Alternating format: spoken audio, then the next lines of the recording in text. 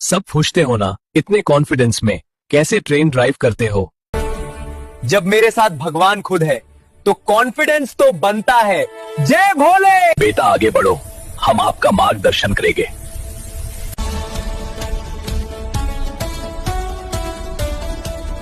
बम बम बोले।